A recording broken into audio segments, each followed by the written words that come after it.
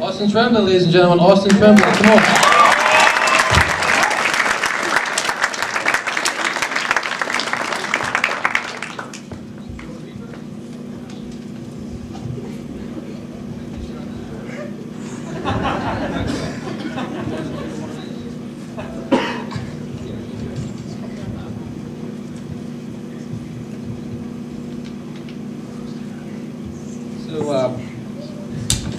I'll just hold this. That's much better for me.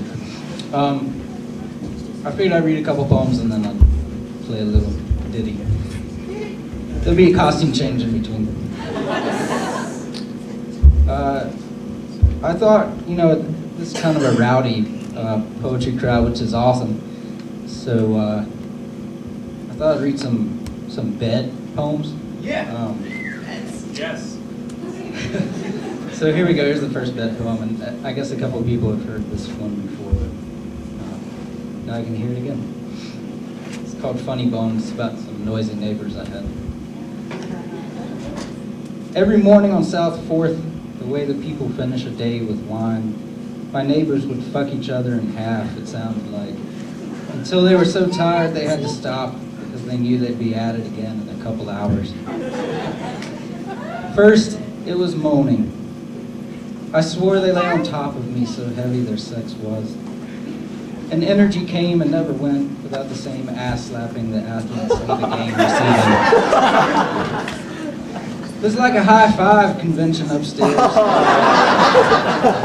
that one slow start of applause when no one is sure if they can withhold their pride any longer.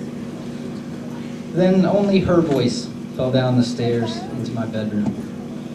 I heard nothing but her. This woman who outdrank me downtown, I had to drink to look her in the eye, who had a future in porn overdubbing, I thought. Most disturbing was the climax of her yelling, her voice always sounding like laughter, wild, amazing laughter.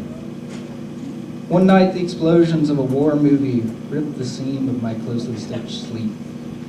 Between battles, louder than war, she sobbed, emptied from her stomach. Where is my father? For longer than I wanted to count, until that sound limped from the hallway like a stray.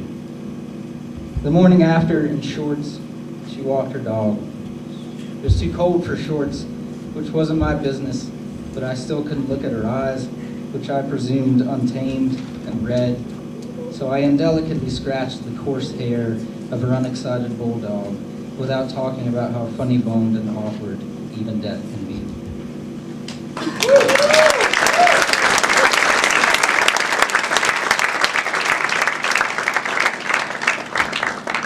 There's another poem about a bed.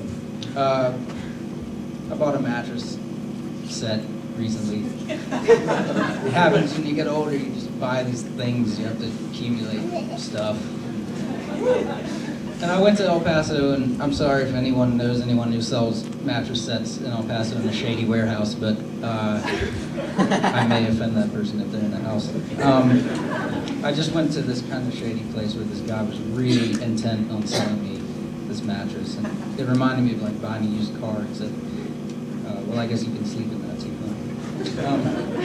This is called Sleep Selling, and I'll get here so that I can turn the page.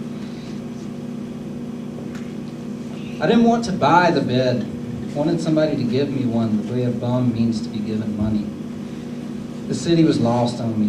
The sky looked like a lung with clouds of phlegm.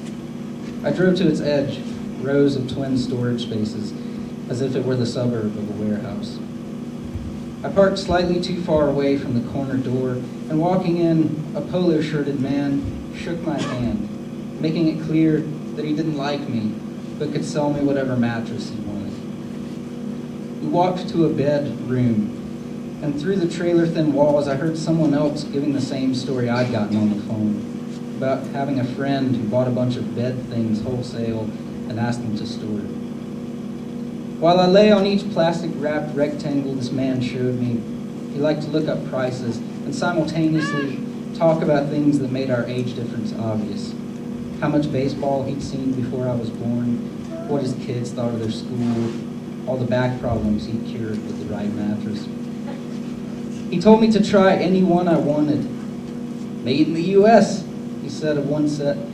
Guessing like politicians, I like to sleep with my country. There's a small voice in everyone that rises on such occasions and screams in a foreign language, logic. I never was good at math, I told my own voice, swelling then to the command to leave.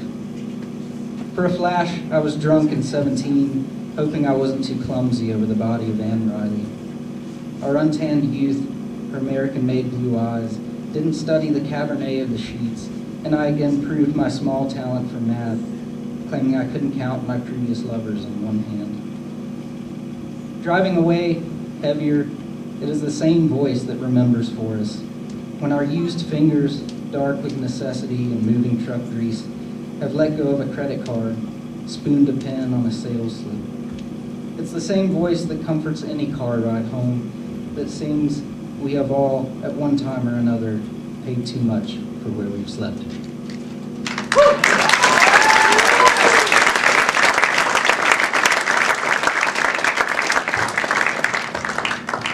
Let's get to this song. Costume change. Ow! Take it all off! There's more. Roll my sleeves up.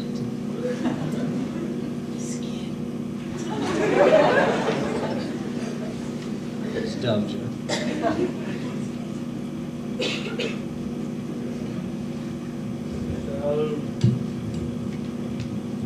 Woo! All right. Hopefully this will do. And Stephen, thanks for putting your drawers up here on stage. I always hoped that I'd play the guitar on the stage and there'd be a lot of panties.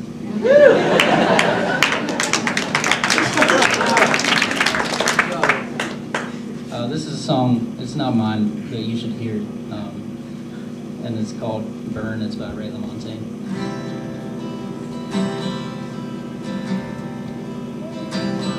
Oh, Mama, don't walk away. I'm a goddamn sore loser, I ain't too proud to say. But I'm still thinking about you, I'm so lonesome without you. Can't get you out of my head.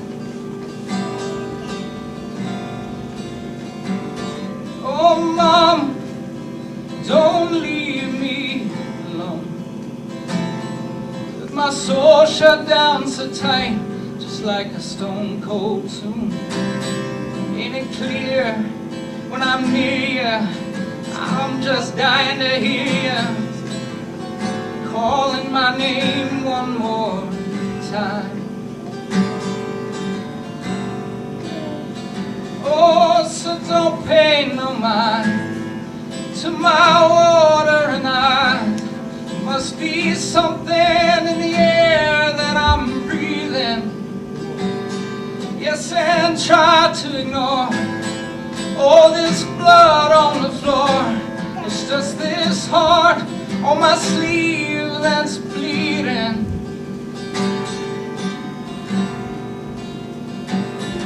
Oh, Mom, don't walk away. Leave me here bereaving from the words so hard and plain. Saying the love that we had, it was just selfish and sad, yes. But to see you now with him, it's just making me mad. Oh, so kiss him again, just to prove to me that you can. And I will stand here and burn in my skin. Yes, I will stand here and burn in my skin. Thank you.